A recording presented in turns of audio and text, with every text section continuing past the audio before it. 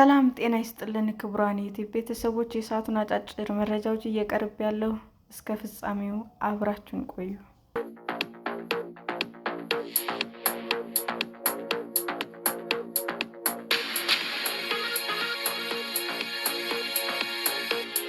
አሜሪካና ኢራን አሸናፊነታቸውን ያወጁበት ጦርነት ምን አስከተለ? ፕሬዝዳንት ዶናልድ ትራምፕ የመጨረሻ ያሉትን ገደብ ከመጠናቀቁ ከ90 ደቂቃዎች በፊት አሜሪካና ኢራን ለ2 ሳምንታት የሚቆይ የተኩስ አቁም ስምምነት ላይ መድረሳቸው በጭንቀት ውስጥ ለቆየው ዓለም ፋታ ሰጥቶታል። ስምምነቱ አሜሪካና እስራኤል በኢራን ላይ የከፈቱት ጥቃት በ40ኛ ቀኑ እንዲያቆም የሚያደርግ ሲሆን፣ ቴህራንም በዓለም የኃይል አቅርቦት ላይ ከፍተኛ ቀውስ የፈጠረውን የሆርሙዝ የባህር ወሽመጥ ለጊዜው ለመክፈት ተስማምታለች።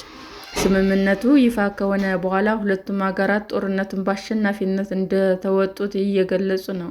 የኢራን ስልጣኔ አመድ እንደሚያደርጉትም ሲዝቱ የነበሩት ፕሬዝዳንት ትራምፕ ሀገራቸው በጦርነቱ አጠቃላይ እና የተሟላ ድል ማግኘቷን ለፈረንሳይ ዜና ወኪል ተናግረዋል።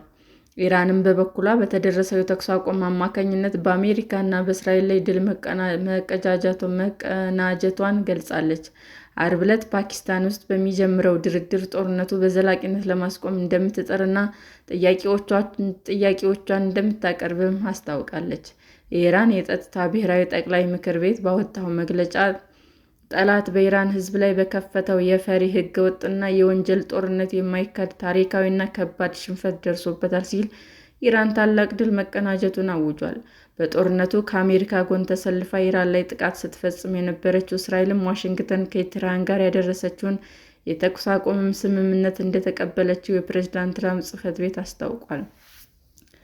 ለ39 ቀናት የተካሄደው ይህ ጦርነት ባለፈው ዓመት ሰኔ ወር ላይ በተመሳሳይ ሁኔታ እስራኤል ኢራን ላይ የከፈተችው የ12 ቀናት ጦርነት ተከታይ ሲሆን በኢራን ላይ ከባድ ጉዳት አድርሷል። ከመጀመሪያው የጥቃት ዕለት አንስቶ ጠቅላይ መሪዋና ሌሎች ከፍተኛ ፖለቲካና ወታደራዊ መሪዎች የተገደሉባት ኢራን በቀላሉ እጇን አልሰጠችም።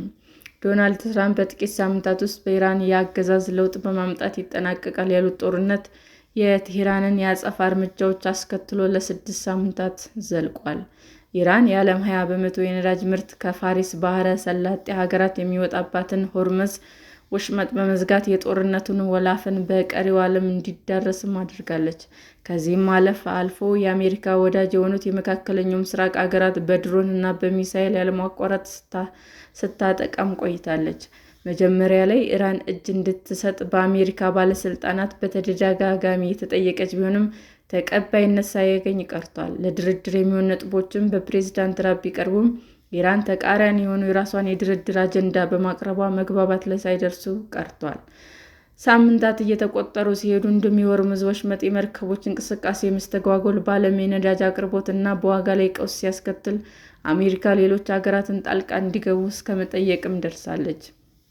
ትራምፕ የሰሜን አትላንቲክ ጦር ቃል ኪዳን ሀገራትን ወይም ኔቶ አባላትን የሆርሙዝ ወሽመጥን በማስከፈት በኩል እንዲሳተፉና አሜሪካ ጎን እንዲቆሙ ቢጠይቁም ተቀባይነት ሳያገኙ ቀርተዋል። ይህም ከምዕራባውያን ወዳጆቻቸው ጋር ያላቸውን ግንኙነት ከማሻከር አልፎ አሜሪካ ከኔቶ ለማስወጣት እያሰቡ መሆናቸውን እንዲናገሩ አድርጓቸዋል። የአሜሪካ የኔቶ አጋሮች እና ሌሎች ሀገራት በኢራን ላይ የሚካሄደውን ጦርነት የመቀላቀል ፍላጎት እንደሌላቸው በይፋ ገልጸዋል። አንዳንዶቹም የጦርነቱን ተገቢነት እስከ መጠየቅም ደርሰዋል። ኢራን በጦርነት ውስጥም የሆርሙዝ መተላለፊያ ጉዳይን እንደ ወሳኝ የተጽዕኖ መሳሪያ በመያዝ ከጥቂት የወዳጆች መርከቦች ውጭ በሺዎች የሚቆጠሩ ነዳጅ ጫኝ መርከቦች በአካባቢው እንዳያልፉም አግዳ ቆይታለች። በዚህም በዙሪያው ያሉትን ምጣኔ ሀብቶች በነዳጅ ምርት ላይ የተመሰረተ የአሜሪካ አጋር የሆኑትና የዋሽንግተንን ጦር ሰፈሮች የሚያስተናግዱ የባሕረ ሰላጤው ሀገራት ምጣኔ ሀብትን ክፉኛ አዳክማለች።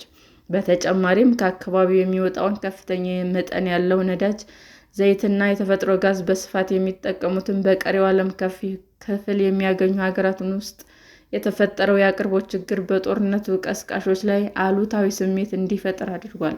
ይህም ጦርነቱ ከሆርሙዝ ወሽመጥ ጋር በተያያዘ ኢራን አዲስ ጥያቄን እንድታነሳ በር የከፈተላት ይመስላል።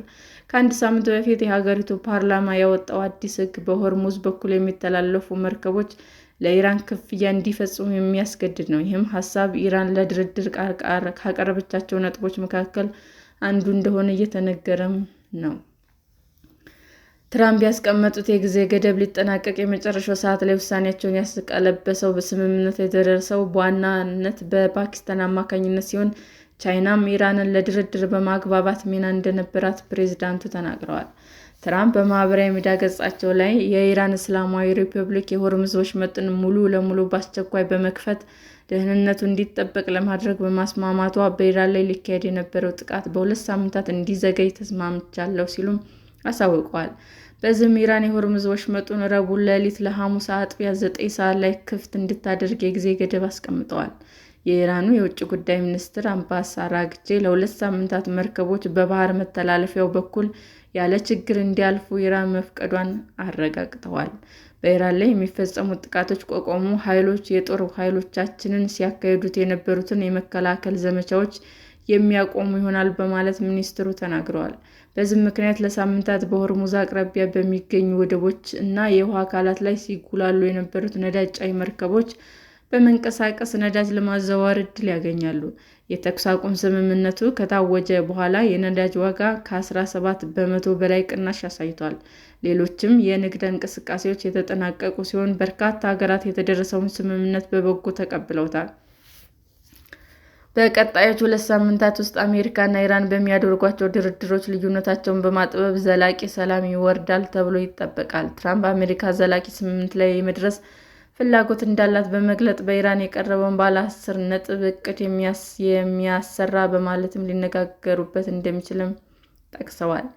ኢራን ይፋ ያደረገችው ባለ 10 ነጥብ የድርድር ሀሳብ በጦርነቱ ወቅት ከተከሰተው ሁኔታ ባሻገር የኢራን የቆዩ ጥያቄዎችንም ለማስመለስ ያለመ ነው። ኢራን ለረጅም ጊዜ በአሜሪካ የተጣሉባትን ማዕቀቦች እንዲነሱ፣ በሆርሙዝ ወሽመጥ ላይ ያላትን መብት እንዲከበር እና የአሜሪካ ኃይሎች ከአካባቢዋ እንዲወጡ የሚሉት ይገኙበታል። በተጨማሪ ደግሞ አሜሪካና እስራኤል ጦርነት እንዲከፍቱባት ዋነኛ ምክንያት የሆነው የኒውክሌር መርሃ ግብሯን የተመለከተ ነጥብ አቅርባለች። ይህም አሜሪካ ኢራን የምታካሄደውን ዩራኒየም የማዳበር ተግባሯን እንድትቀበል የሚጠይቅ ነው። በመጀመሪያዎቹ ሳምንታት ከኢራን የሚተኮሱት ሚሳኤሎች ቁጥር እየቀነሱ መሆናቸውና በአጭር ጊዜ ውስጥ እንደሚቆሙ በአሜሪካ በኩል ሲነገር ነበር። ነገር ግን የተኩስ አቁም እስከሚደረግበት ጊዜ ድረስ ኢራን በዙሪያዋ ባሉ ሀገራት እና በእስራኤል ላይ ያልተቋረጠ ጥቃት ስትፈጽም ቆይታለች። ቁልፍ መሪዎቿ ተገድለውባት እና መሠረተ ልማቶች ወድመውባት አገዛዙ ይወድቃል ቢባልም የትራምፕ ተደጋጋሚ ዛቻዎች አልፈው መሪዎቿ ወደ ተኩስ አቁም ደርሰው ለድርድር እየተዘጋጁ ነው። ትራምፕ በዚህ ጦርነት በየዕለቱ ወደ $1 ቢሊዮን እያወጡ ተጨማሪ መከላከያ በጀት እስከ መጠየቅም ደርሰዋል። በሀገር ውስጥ ያላቸው ተቀባይነት ላይም ከፍተኛ ጫና መፍጠሩ የሕዝብ አስተያየት መለኪያዎች እያመለከቱ ነው። በተጨማሪም በኢራን ላይ ባካሄዱት ዘመቻ ወቅት ጀርባቸውን ከሰጧቸው ከኔቶ አጋሮቻቸው ጋር ተኮራርፈዋል። በቬኔዙዌላ ላይም በጀመሩት ወረራ በጥርጣሬ ሲታዩ የነበሩት ትራምፕ አሁን ለይቶላቸው በአሜሪካውያን ፖለቲከኞች ሳይቀር በበርካቶች ዘንድ እንደ ጠብ አጫሪ እየታዩ ነው። ፕሬዚዳንት ትራምፕ ለሁለተኛ ጊዜ ወደ ስልጣን ከመጡ በኋላ ሊያሳኳቸው ከሚፈልጓቸው ግቦች መካከል የኖቤል ሽልማት ማግኘት አንዱ ነው። ለዚህም በተለያዩ ሀገራት መካከል የተኩስ ግጭት በማስቆም እና በማሸማገል ራሳቸውን ለሽልማቱ ሲያዘጋጁ ነበር። ነገር ግን ይህ በኢራን ላይ ያካሄዱት ጦርነት ወደ ኖቤል የሰላም ሽልማት የመቅረባቸውን ዕድል ሙሉ ለሙሉ ሊዘጋው የሚችል ክስተት እንደሆነም እየተነገረ ነው። አሁንም ጦርነቱ በ2 ሳምንታት የተኩስ አቁም ጋብ ሊል ቢችልም በድርድር ወቅት የሚፈጠሩ አለመግባባቶች በድጋሚ እንዲቀሰቀስ ሊያደርገው ይችላል። ያም ሆኖ ይህ በአሁኑ ጊዜ የዚህ ጦርነት አሸናፊ በግልጽ የሚታይበት ሁኔታ የሌለ ሲሆን፣ ምናልባትም በቀጣይ ሳምንታት በሚደረጉ ድርድሮች በሚኖሩ የሰጡት መቀበል ስምምነት ከአሜሪካ እና ከኢራን ማን አገኘ የሚለው አሸናፊውን ሊያሳይ ይችላል። ሰላም ጤና ይስጥልን ውድ የዩቲዩብ ቤተሰቦቼ እንዴት ናችሁ? አዲስ ጀማሪ ነኝና ሰብስክራይብ ያደረጋችሁ አበረታቱኝ። አመሰግናለሁ። የዩቲዩብ አድማጮቻችን ለሰዓቱ ያቀረብኩላችሁ አጫጭር መረጃዎች ይህንን ይመስል ነበር። በሌላ መረጃ እስክንገናኝ ሼር፣ ላይክ፣ ሰብስክራይብ እንዲሁም ቢቀርብልን የምትሉት መረጃ ካለ ኮሜንት እያደረጋችሁ ቸር ቆዩን።